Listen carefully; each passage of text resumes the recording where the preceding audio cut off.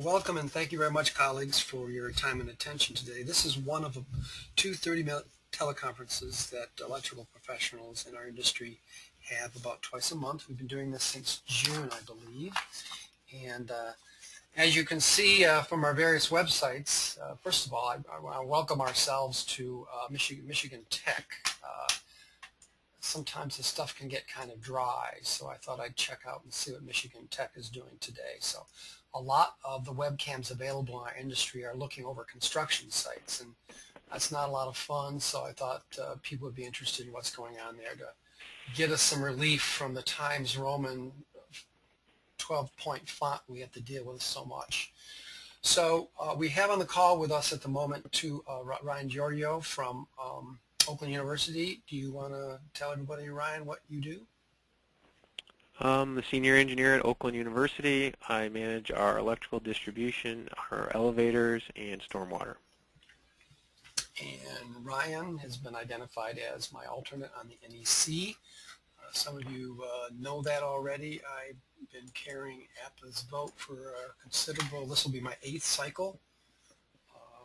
And we keep getting better every cycle and delivering results, which really for us amount to opportunities for cost savings and safety gains. So, but anyway, getting back to, if you go to our website here, you're going to see that we focus upon principally we like to pair up data with concepts. We like to write the standards proposals well enough to get on an ANSI technical committee agenda. And then, of course, the process involves discussing with competitor interests like manufacturers, insurance, and labor how the common ground might be found. So we vote on it, and if we win, it's only half the battle, because now we have to bring back the code or standard win and drive it into the design, construction, operations, and maintenance culture. And that, frankly, can take a half generation. So we may talk about how we made a fairly significant exception in 2012 last cycle, but Ryan is one that reminds us that design engineers don't like to take exceptions. So we'll talk on that a little bit later on in this call. It will be at 30 minutes. We promise you that. The good news also is that we do have a 17-year pipeline on our hands, so concepts that we began working on in 2002 are ready to be submitted to the 2017 committees. I do have a tabulation here. In fact, I have several tabulations you'll begin to see. We'll be looking at some of the ideas that were rejected last time, and we have some new ideas here that will be coming along.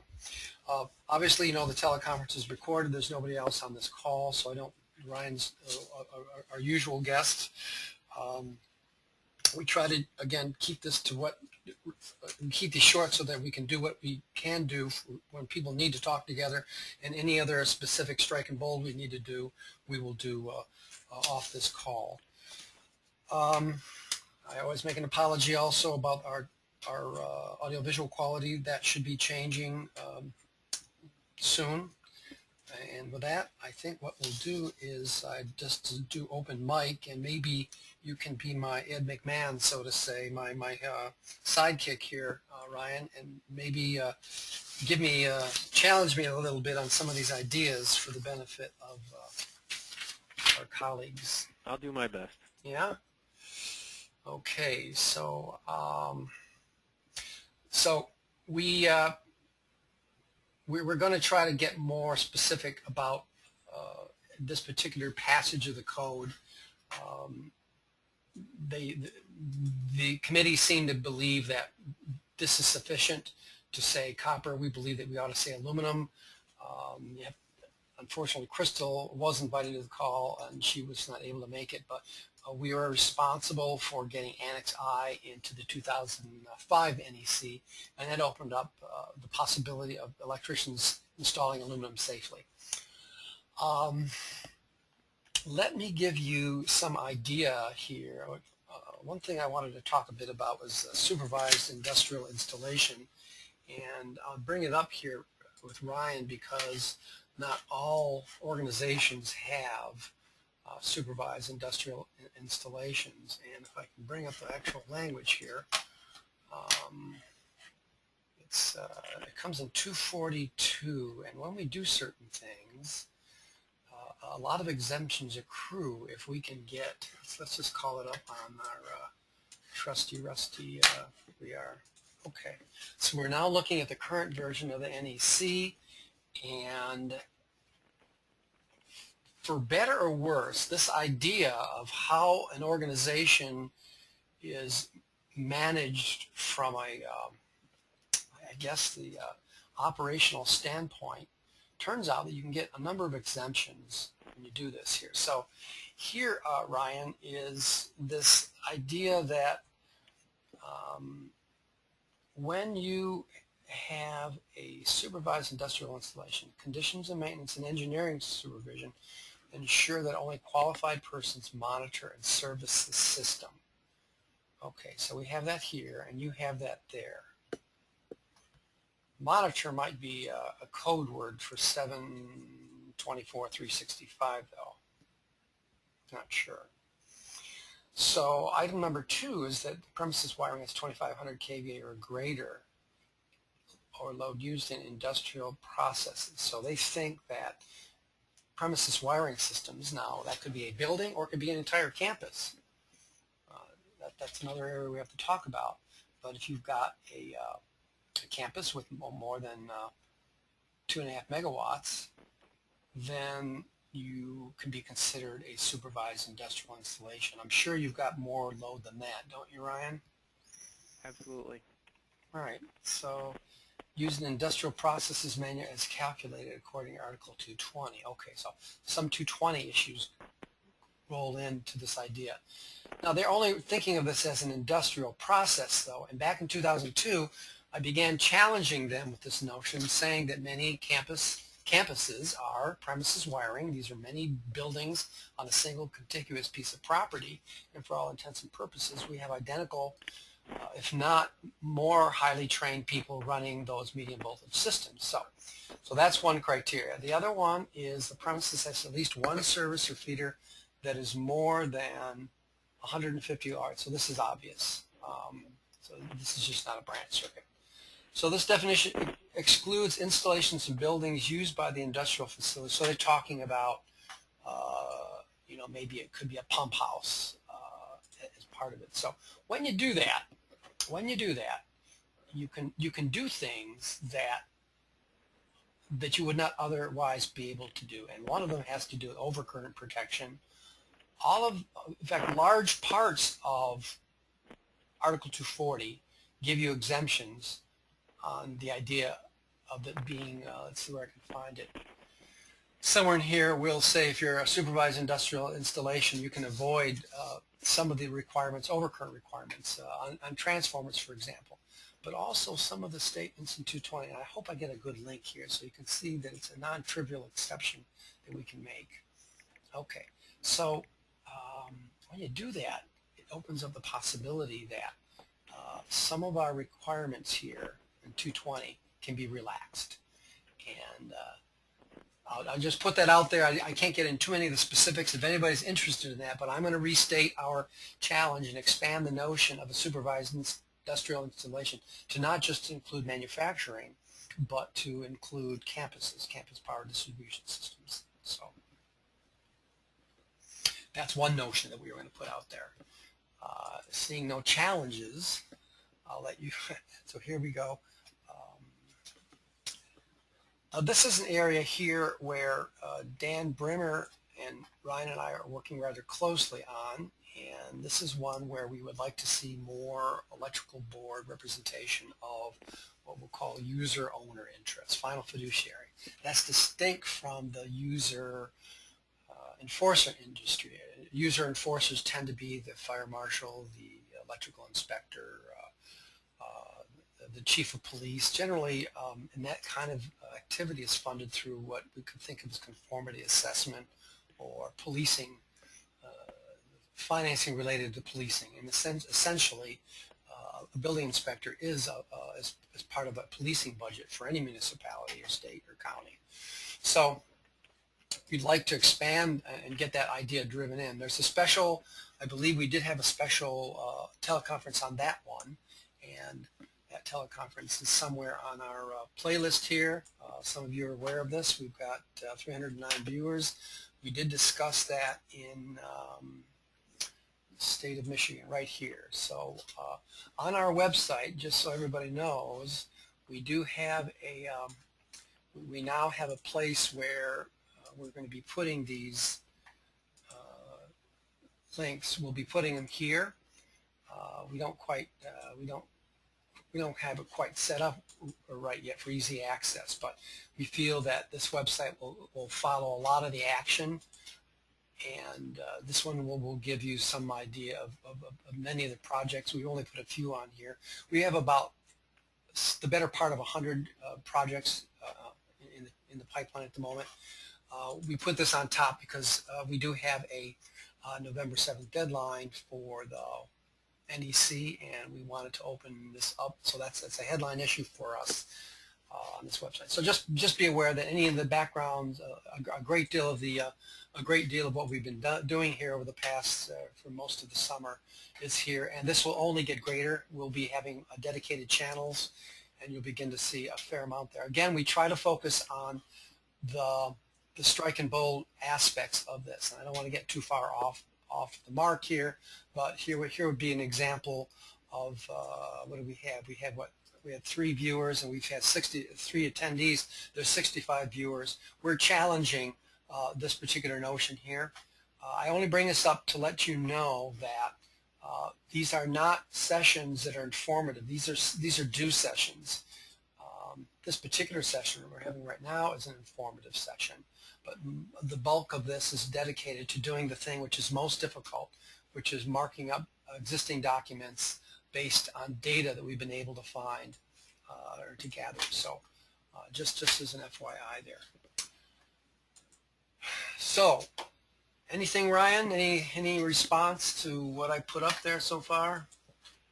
I think the only thing, I mean, if you want me to challenge it, the only thing I would look at is when you're talking about the industrial, correlating it to the campus, is there's a portion in there that exempts offices, which I think is kind of similar to the campuses. So I don't know. That's a bit of a challenge, I think. Let's go back to offices. Did I see that in there? Let me go back to this. Okay, well, that'll be, so I'm going to write that down. We'll get that, so that's a specific issue that we'll look at in 240.2 and see if we can modify it. It's true that the bulk of our square footage in our industry is, at least in the higher education part of it, is considered office space. So something to look at. Something like that, right? Oh, by the way, just since I have it up here, so we will see Mr. Ryan Giorgio's name here. So let's see, where were we now on our, we actually did have an agenda here. If I go back to it, I guess I got a little bit ahead of myself. There were actually some announcements that I probably should have made. So we did indicate, however, that today's teleconference and the November 4th conference is open to the larger APPA membership, and that it still correlates and coincides with the ones we have for electrical professionals within the industry. There is another website that we'll be transitioning to. You know about this one. This will be the conference in Calgary. Let's see if I can get that one to come up. Here we are. Okay, good. This is where we begin the rollout of this new IEEE committee, and there'll be more on this. This is the conference website, but you'll begin to see, and you're going to start to see some of these ideas that we're advancing. So, for example, when we talked about that, some of the ideas that we'll be working on will be these migration paths to resistance grounding for medium voltage campus power distribution systems. This is the list of issues that you've accumulated over the years.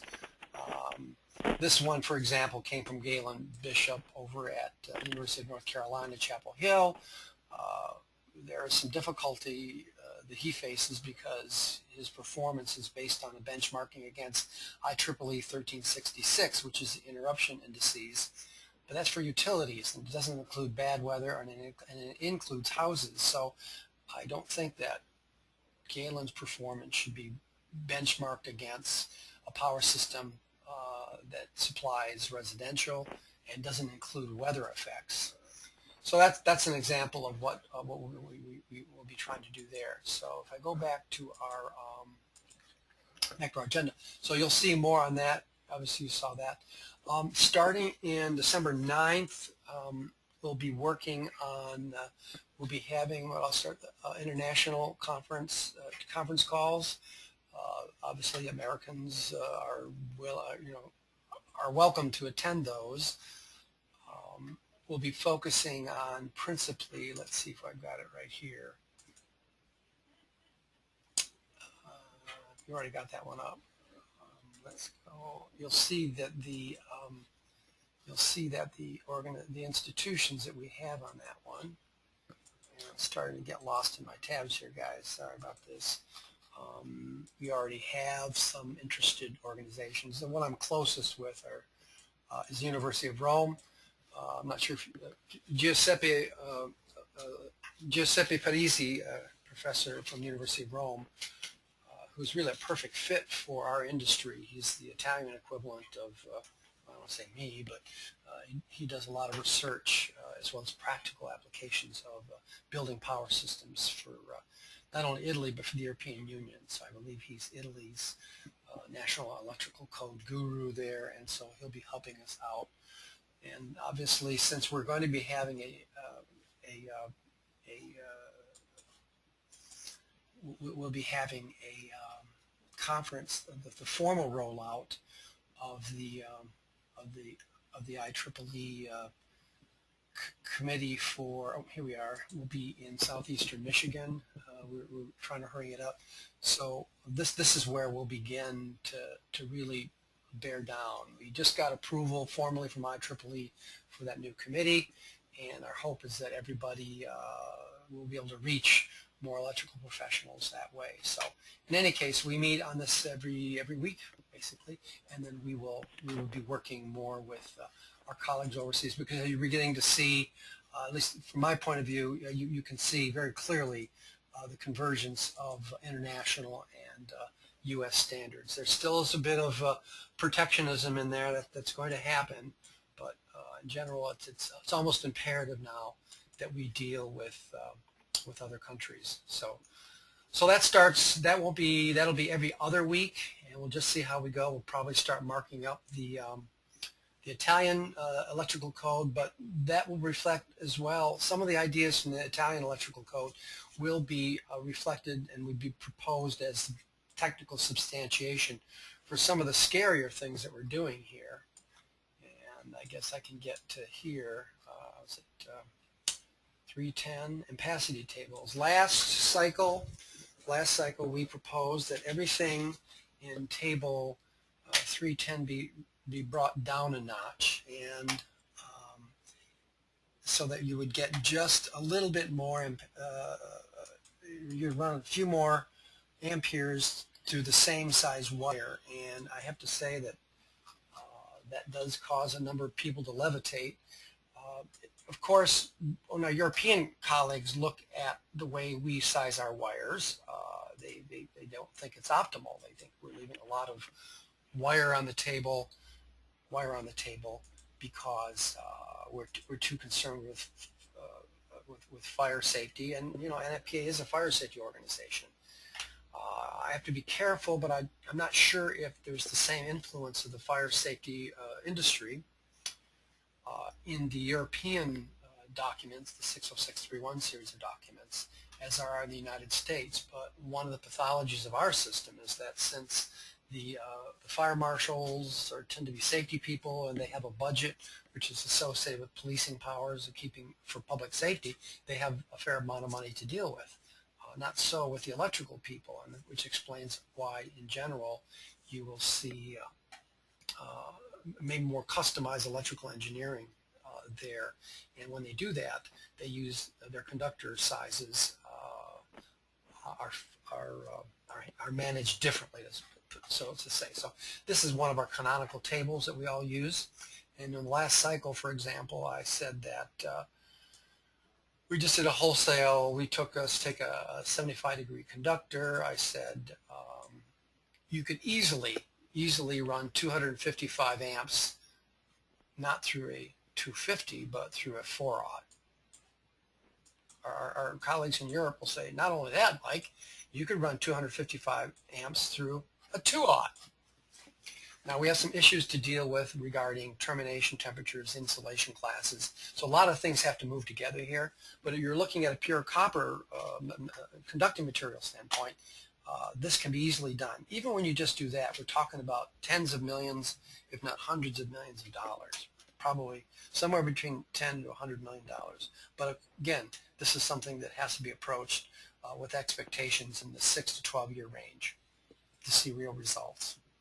So that's another area why it's important to have some of the international influence, because obviously the Europeans tend to be quite a bit farther ahead than the U.S. on sustainability concepts. If they don't have material or energy, they're very crafty and clever in their engineering skill. So they're a lot more artful, and the risk tolerance is different, and how their rules get put together is put through differently than the United States, where the fire marshals are in charge of electrical engineering. Anything on that? Stop me from editorializing anymore there, Ryan? Not on that one, no. Not on that. Not aware, guru. Okay. So we do have some papers coming on low resistance grounding. Now this is a big deal because, again, it shows the influence of how electrical engineers are paid by AEs. And when AEs are paying electrical engineers, typically it's not a lot, or it's even when it is principally an EA project or AE project, that he will tend to want to do what he's done in the past and has gotten by the building inspector and the electrical inspector of the last time. So there's a tendency not to want to go to lay out or even think about resistance grounding. And in medium voltage systems, our electrical engineers are only looking at their building and how it fits on the larger grid. Whereas if you take a larger view, if you could start from scratch, for example, at Oakland University, and we were to say, well, look, what do you have? You probably have 50 or 100 substations on your campus? True. Something on that order? Well, yep.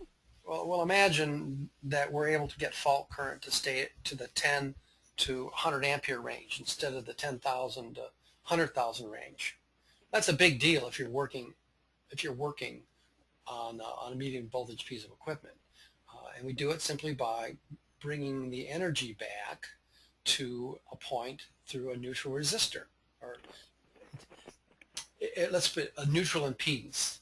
So it requires a little bit more engineering, but the equipment itself on a lineup, say a main time main lineup of, let's say, 4,000 amps, that it's only something on the order of $50,000 per bus, I'm told. Now, obviously there's a lot of site-specific factors, but if you could spend $100,000 on migrating to a resistance grounding system for your medium voltage, and you were to say that now your electricians only need to work in PPE2, I think that there's some value to that. Am I mistaken? No, there is value to that. Yeah. So, obviously we could actually get the risk management folks to pay for that. But it's not just that. When you go to resistance grounding methods, you actually will have a method for indicating early faults. You'll find that when cables are leaking, you will have instrumentation that will say, well, you've got a fault somewhere. Now, I think sophisticated instrumentation will tell you how many feet farther down it is. I think some of the utilities do that. This is very similar to what utilities do on an undergrounded system. Most of the 4.8 kilovolt network in the Detroit area, for example, Ryan, is ungrounded.